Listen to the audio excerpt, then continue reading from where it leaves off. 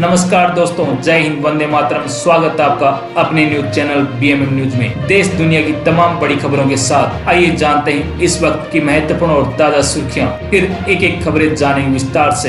तो बढ़ते हैं सुर्खियों की ओर। इसी बीच बड़ी खबर निकल कर आ चुकी है। सिर्फ 8.75% ब्याज दर पर यहाँ मिल रहा है पर्सनल लोन। जाने मिनिमम कितनी सालाना इनकम पर कर सकते हैं अप्लाई। अगर आप अपनी विभिन्न आवश्यकताओं को पूरा करने के लिए एक बेहतर और सबसे सस्ता पर्सनल लोन तलाश कर रहे हैं तो ये खबर आपके काम की है। सार्वजनिक क्षेत्र का बैंक ऑफ महाराष्ट्र मौजूदा समय में महज 8.75% शुरुआती ब्याज दर पर पर्सनल लोन ऑफर कर रहा है। बैंक का दावा है कि भारत में इससे सस्ता पर्सनल लोन कहीं नहीं है। बता दें कि पर्सनल लोन एक ऐसा असुरक्षित लोन होता है जिसको लेने के लिए किसी भी तरह की संपत्ति या गिरवी देने की आवश्यकता नहीं होती है। इसलिए यह बड़ी संख्या में लोगों के लिए आसानी से उपलब्ध हो जाता है। लोग अक्सर पर्सनल लोन मेडिकल इमरजेंसी, शादी, यात्रा, शिक्षा या अन्य व्यक्तिगत खर्चों के लिए लेते हैं। आप अपनी सुविधा के अनुसार ऑनलाइन या ऑफलाइन दोनों तरीकों से अप्लाई कर सकते हैं। बैंक और वित्तीय संस्थान आपकी आय, क्रेडिट स्कोर और पुनर्भुगतान क्षमता के आधार पर लोन की राशि और शर्तें तय करते हैं। बैंक ऑफ महाराष्ट्र के महाबैंक पर्सनल लोन स्कीम के तहत अप्लाई करने से पहले समझ लें कि आपकी मिनिमम इनकम कम से कम 3 लाख रुपए होनी चाहिए। अगर आप अप्लाई करते हैं तो बैंक आपसे प्रोसेसिंग फीस के तौर पर अमाउंट का 1% प्लस जीएसटी ले रहा है। आप मैक्सिमम 20 लाख रुपए तक पर्सनल लोन ले सकते हैं। तो आपकी मंथली इनकम पर भी निर्भर करता है। इससे किसी गारंटर की इसमें आवश्यकता नहीं होती है। बैंक कस्टमर से इस लोन पर कोई प्रीपेमेंट पेनल्टी भी नहीं लेगा। एक बात जान लें कि शुरुआती दर पर पर्सनल लोन आसानी से तब मिलेगा जब आपका सिविल स्कोर 800 या इससे अधिक होगा। हालांकि आखिरी फैसला बैंक का होता है। अगर आप बैंक ऑफ महाराष्ट्र से 8.75% ब्याज दर पर 10 लाख पर्सनल लोन 5 साल के लिए लेते हैं तो कैलकुलेशन के मुताबिक आपकी मंथली EMI 20,663 रुपये बनेगी। इस तरह कैलकुलेशन के मुताबिक इस लोन के लिए आप 2,38,234 सिर्फ ब्याज चुकाएंगे। इसका मतलब हुआ कि बैंक को आखिर में आपको 12,38,234 रुपये लौटाएंगे। चलिए बढ़ते हैं अगली बड़ी खबर की ओर। LPG ATM गुरुग्राम में शुरू हुई नई सर्विस। 3 मिनट में मिलेगा भरा हुआ सिलेंडर। जनता को मिलेगी बड़ी राहत। ईरान युद्ध के बीच जहां एक और देश भर में LPG का संकट चरम पर है, वहीं गुरुग्राम के लोगों के लिए एक बड़ी सुविधा की शुरुआत हो रही है। अब गैस खत्म होने पर घंटों इंतजार करने की आवश्यकता नहीं होगी।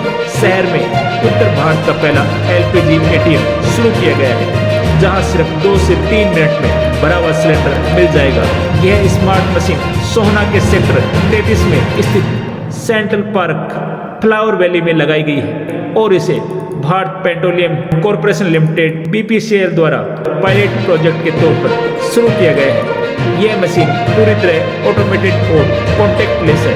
कस्टमर्स को अपने रजिस्टर्ड मोबाइल नंबर से लॉगिन करना होता है और फिर OTP के जरिए वेरिफिकेशन करना होता है। इसके बाद खाली सिलेंडर का QR कोड स्कैन कर डिजिटल पेमेंट UPI या कार्ड से करना होता है। प्रक्रिया पूरी होते ही मशीन में भरा हुआ सिलेंडर बाहर आ जाता है और खाली सिलेंडर अंदर जमा हो जाता है। इस ATM से मिलने वाले सिलेंडर पारंपरिक लोहे के सिलेंडर से अलग है। ये फाइबर से बने कंपोजिट सिलेंडर होते हैं जो हल्के, साफ सुथरे और जंग रहित होते हैं। जहां पारंपरिक सिलेंडर करीब 31 किलो का होता है, वहीं ये नया सिलेंडर लगभग 15 किलो का होता है, जिससे इसे उठाना काफी आसान हो जाता है। साथ ही इसका ट्रांसपेरेंट डिजाइन केस का लेवल देखने में भी मदद करता है।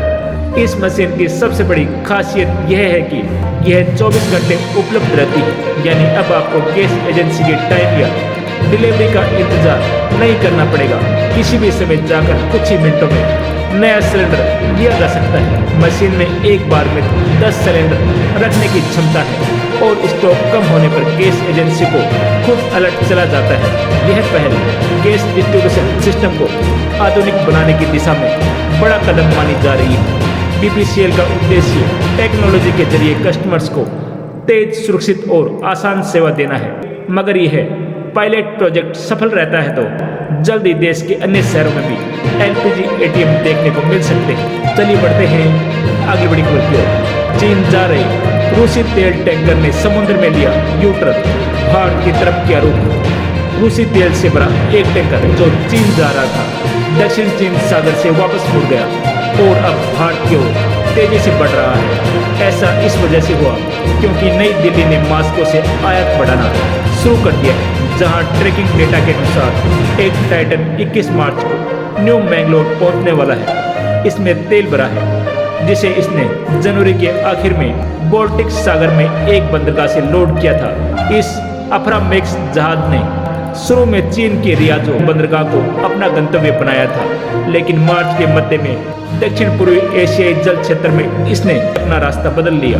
देखने वाली बात यह है कि यह तब हुआ जब अमेरिका ने भारत से रूसी तेल की खरीद बढ़ाने की बात कही। अमेरिका के बदले रूस को देखते हुए बाद के हफ्तों में भारत की रिफाइनरियों ने भारी मात्रा में 30 मिलियन बैरल रूसी तेल खरीदा है। इस कदम का मकसद देश को ईरान युद्ध के कारण मध्य पूर्व से तेल की आपूर्ति में आई कमी से निपटने में मदद करना है। कई देशों को भी रूस से तेल खरीद फिर से शुरू करने की अनुमति मिल गई है। इससे चीन के तेल के और अधिक भारत की ओर मुड़ने का रास्ता खुल गया है। हाल ही के महीनों में जब भारत ने रूस से तेल की खरीद कम कर दी थी, तब चीन ही मास्को के लिए तेल का सबसे बड़ा खरीदार बनकर उभरा था। जापान और दक्षिण कोरिया सहित अन्य खरीदारों को वापस आने से तेल की कीमतें बढ़ने की संभावना है। वर्टेक्सा लिमिटेड के अनुसार रूसी तेल ले जा रहे कम से कम 7 टैंकरों ने अपनी यात्रा के बीच में ही अपना गंतव्य चीन से बदलकर भारत कर लिया है। अब भारत के सभी प्रमुख रिफाइनर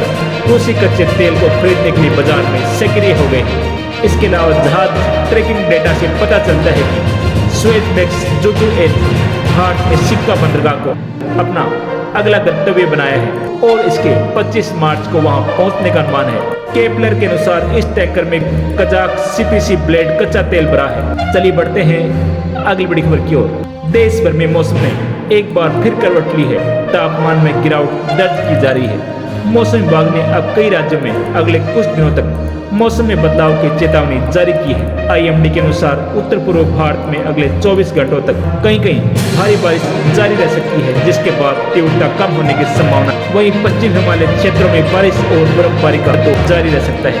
मौसम विभाग ने अगले कुछ दिनों तक देश भर के अधिकांश हिस्सों में मौसम स्थिर रहने की संभावना व्यक्त की है। IMD ने 25 राज्यों में आंधी बारिश के साथ ओले गिरने का अलर्ट जारी किया है। इस दौरान कई राज्यों में 70 किलोमीटर प्रति घंटा तक पहुंच सकते हैं। IMD ने बताया कि हिमाचल प्रदेश, उत्तराखंड, पंजाब, हरियाणा और राजस्थान में 19 से 20 मार्च के दौरान गरज चमक, तेज हवाओं और ओलावृष्टि की संभावना है।